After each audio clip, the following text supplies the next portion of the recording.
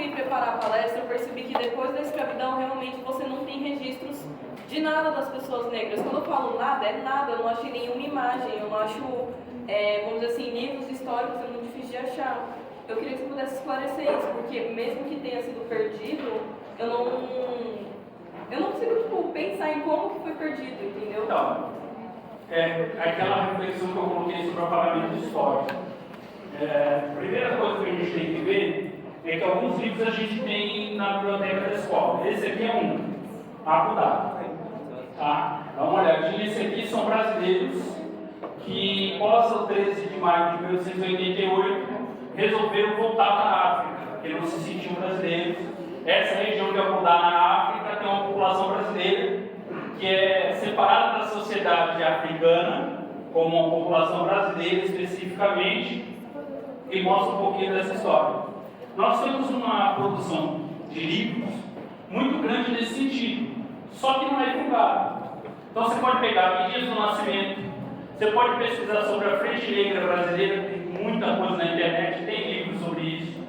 Você pode pesquisar sobre vultos da literatura, do esporte, da cultura, da poesia, das ciências, como Milton Santos, o que não aparece. É aquela questão que a gente falou do próprio apagamento histórico.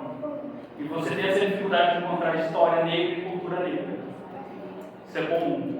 Existe todo um material, aí você tem Nina Rodrigues, você tem Abdias do Nascimento, você tem Lázaro Ramos atualmente, tem um filme dele, Vida Provisória, que é bem interessante também.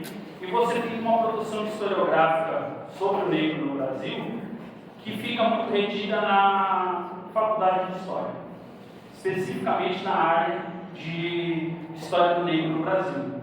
Então, antes da 10.639 e durante os primeiros 10 anos de colocação da lei em vigor, a desculpa oficial é que a lei não poderia ser cumprida porque não tinha material. Material tem de monte, principalmente na década de 80, 1987 a 1990, por conta dos 100 anos do 13 de maio, muita coisa foi publicada. Então, você tem os depoimentos sobre a Frente Negra Brasileira, não sei quanto tempo eu tenho, vamos lá. O que é a Frente Negra Brasileira? Foi um movimento dos negros na República para criar um partido político negro chamado Frente Negra Brasileira, onde os candidatos a tomar os cargos públicos deveriam ser negros e que organizaram sociedades recreativas, sociedades culturais, vindas de sociedades religiosas católicas, que são as Irmandades dos Homens Pretos, também dá para pesquisar sobre isso. E essa Frente Negra Brasileira, ela enfrentou um período entre 1920 e 30, que é justamente o auge da eugenia. Então, ela tem um trabalho tanto de educacional, quanto cultural, quanto político. Só que não aparece. Em 1937, Getúlio Vargas fechou a maioria dos partidos, inclusive a Frente Negra Brasileira. A resistência pula para o teatro, que é o espaço cultural onde a gente consegue enfrentar a ditadura. E aí você tem teatro experimental negro de Abdias do Nascimento. Aí você tem toda uma história de peças, de exposições, de colocação negra. Você tem, em 1950-60, a produção do Fernando Henrique Cardoso e do Florestan Fernandes já na USP, falando sobre isso. Você tem um livro do Paulo Furtado que chama Transformação Econômica do Brasil, que mostra quanto que o governo brasileiro e a economia brasileira entrou no capitalismo a partir da grana do tráfico negro e quanto que esses imigrantes europeus brancos foram favorecidos no primeiro salto de industrialização. Eles aparecem os Matarazzo, os Martinelli, enfim. E aí você vai mostrando isso. Durante a ditadura militar, você tem uma perseguição enorme ao movimento negro, mas você tem entidades do movimento negro nesse período, o MNU, que é o Movimento Nacional Unificado, ao Negro e outras tantas, que vão eclodir naquela manifestação da passeata do 13 de maio de 1988 no Rio de Janeiro, que mostrei imagem, e que vão denunciar exatamente isso, um apagamento histórico. O negro não aparece na história. Da mesma forma que tudo que a gente tem de cultura no Brasil, de cultura negra, é aquilo que sobreviveu dentro de um terreiro de candomblé. Música, capoeira, artes gráficas, fábrica de materiais de metal, principalmente, a maioria dos africanos eram excelentes mestres ferreiros. E todo esse arcabouço cultural, língua, o que sobreviveu, o que chegou até nós, chegou através do terreiro de Candomblé. O samba foi criado dentro do terreiro da Tia Seara, no Rio de Janeiro. Então você tem essa questão. A capoeira foi criminalizada de 1850, no primeiro Código Penal, até 1930, quando Getúlio Vargas viu a capoeira pessoalmente, ele liberou a capoeira como arte. A capoeira foi uma forma que os escravizados negros criaram para disfarçar como dança o que era uma luta, para poder se preparar para resistir ao capitão do mato, a uma fuga, a uma necessidade de defesa, e aí se tornou até pejorativo. Você andava na rua naquele período, começo da República, e diziam: fulano é capoeira, pode prender. Tem um livro que se chama Kisama, que fala sobre, ele aborda esse tema. É um livro fictício de um escravizado que foge do seu senhor. Eu acredito na palestra até, que ele foge do seu senhor e vai atrás da mãe, que está na Bahia mais ou menos. Então ele aprende capoeira, e aí por onde ele entra, né, nos bares, etc., ele fala assim: é um capoeira, sai daqui, eu não aceito capoeira. Esse negro é capoeira. Para quem viu um filme chamado Besouro, tem no YouTube de graça. Besouro mostra exatamente isso, a perseguição dos negros pós-abolição, principalmente dos negros que lutavam capoeira. A necessidade de disfarçar como dança, e depois dos anos 30, a necessidade de mostrar como arte marcial. E aí nós temos alguns desafios públicos nos anos 30 para mostrar que a capoeira não era brinquedo, que a capoeira realmente funciona como arte marcial. Um dos mais famosos foi do Rio de Janeiro, e aparece uma novela que o Lázaro Ramos faz o papel de empregado, enfim, e aí aparece essa luta específica em que ele desafia o lutador de arte marcial japonesa para mostrar que a capoeira era uma luta e ele ganha a luta em menos de um minuto. Pois não, temos duas perguntas? A primeira envergonhada fala assim: nós temos duas cotas, né? Para quem não sabe, essa aqui é a terceira série. Júlia. É, Júlia. Era para nós temos duas cotas. A gente não gosta de constrangir ninguém, então por favor fique de pé e faça a sua pergunta. Já sabemos que é você, não é a pergunta. Nossa, que ótimo! Tem que, com as suas palavras, fica melhor para os seus colegas entenderem qual é a sua dúvida e eu entender o que eu posso te esclarecer, se é que está tudo dentro do que eu posso fazer. Nós temos as duas cotas, né, que é a racial e a social. Se nós tivermos as duas, por exemplo, eu sou negra e tenho a cota social, eu poderia usar as duas ou só uma? Tá, na verdade é assim. Toda a cota racial tem o que cota social. Como eu falei, o IBGE já mostra essa diferenciação. Algumas instituições usam cota social. Quando você tem cota social e racial, você pode tentar concorrer nas duas e ver qual que favorece mais. Nós tivemos um debate na política de ações afirmativas, que ela começa em 2003, depois ela vem com a lei de cotas, e a lei de cotas ela não é definitiva. Ela dura por 10 anos, venceu agora os primeiros 10 anos, nós estamos renovando ela para mais 10, mudando de 20% para 30% percentual. A cota racial, ela vem nessa linha de políticas afirmativas, quem inventou isso, por incrível que pareça, foi os Estados Unidos. É uma ação liberal, é uma forma lenta, gradual e progressiva de resolver o problema. A cota social geralmente é usada para impedir a ascensão dessa população negra. Não, o problema não são os negros, os pardos e os indígenas, são os pobres. Você vai olhar, é a mesma coisa. Então, quando você chegar no concurso ou no vestibular e tiver as duas cotas, eu aconselho você a se colocar nas duas e ver qual que é melhor. Há instituições, principalmente privadas, que preferem a cota social para não discutir a questão da negritude na Universidade de Intramuros. Nos concursos públicos, o modelo federal é cota racial para 30%.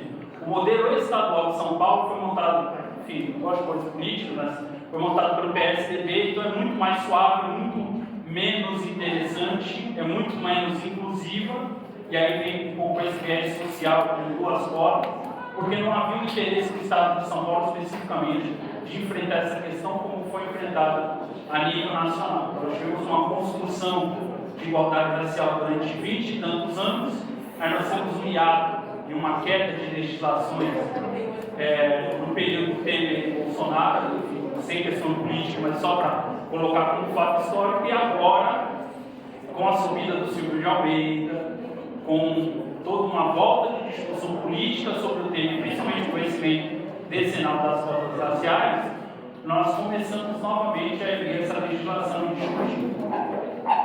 Acho que consegui esclarecer para o Então, resumindo, se tiver as duas cotas, se inscreva nas duas. Veja que for melhor para você, que é mais interessante. Os dois são instrumentos de ações afirmativas para fazer uma ascensão social, seja porque você está prejudicado por todo esse racismo institucional e estrutural do dia a dia que eu mostrei, seja porque você está colocado na base da sociedade como mais pobre. Em qualquer um dos dois recortes, a maioria é negra e indígena, principalmente de população negra. Temos mais perguntas? Gente, é ótimo quando a gente faz pergunta, porque aí eu vou trabalhando em cima do que vocês entenderam e em cima do que vocês não conseguiram compreender.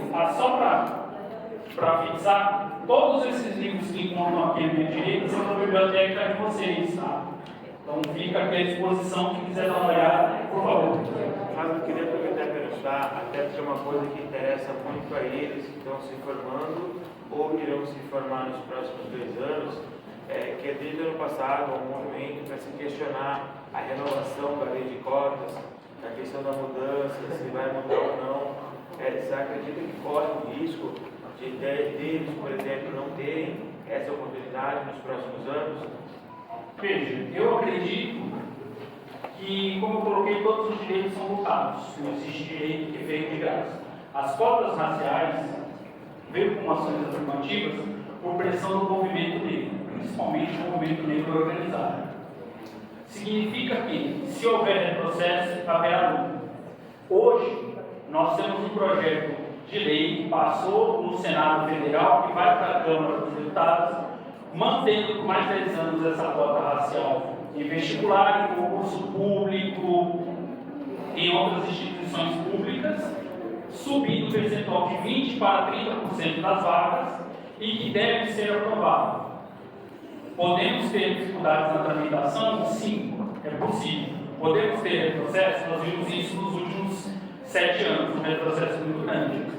A gente usou o movimento negro, entre aspas, a gente veio como um movimento negro, através das instituições, tanto privadas quanto públicas, discutindo para não ter tantos retrocessos. Então a gente está forçando a manutenção e eu acredito que a gente vai conseguir ganhar essa briga. Mas é mais uma luta. É aquilo que o Rui Barbosa colocou e é aquilo que a gente fala, direito não se ganha, se conquista. A gente precisa que vocês, principalmente vocês que estão terminando o ensino médio, primeiro, se autodeclarem, busque a sua identidade.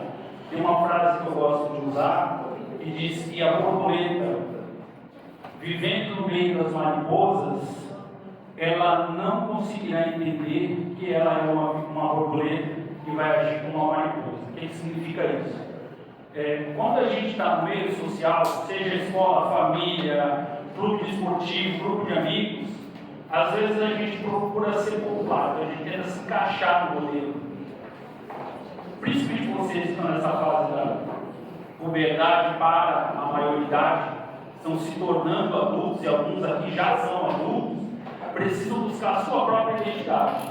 Aquilo que me representa, aquilo que eu sou, o que eu gosto e o que eu não gosto.